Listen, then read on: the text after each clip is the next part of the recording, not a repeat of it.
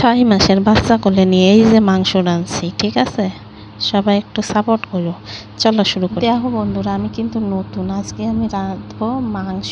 তো এখানে আমি আলু কেটে নিয়েছি, গোটা রসুন নিয়ে নিয়েছি, আর সব ধরনের মশলা নিয়ে নিয়েছি। মশলা যা দিতে হয়, এখানে পেঁয়াজ কুচি করে রেখেছি, ঠিক আছে? এবার চলো রান্না শুরু করে দিই। আসল জিনিস মাংস। এখানে আমি ভাত বসিয়ে দিয়েছিলাম আগে থেকে আমার কড়াই বসানো ছিল, গরম হয়ে গেছে, তেল দিয়ে দিয়েছি। তেল দেওয়ার পরে নাড়িয়ে চাড়িয়ে আমি আলুগুলো দিয়ে দিছি। দেওয়ার পরে লাল লাল করে ভাজিয়ে নিচ্ছি।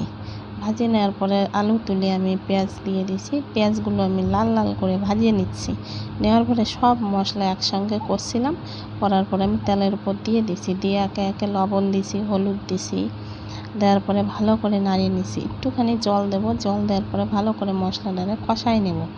কষানির পরে এখানে দিয়ে দেবো গোটা রসুনের পর দিয়ে দেবো মাংস, যেটা আসল জিনিস, দিয়ে ভালো করে নাড়িয়ে চালিয়ে নিছি। দেওয়ার পরে ভাজা আলুগুলো দিয়ে দিলাম। একটা রসুন থেকে গেছিলো, সেটাও দিয়ে দিলাম। দেওয়ার পরে আমি ঝোল দিয়ে দিলাম। ঝোল এখানে টকবক করে জাল উঠিয়ে গেছে। জাল ওঠার পরে মাংসগুলো সেদ্ধ হয়ে গেছে। মাংস কমপ্লিট। এবার আমি নামাই নিচ্ছি, ঠিক আছে?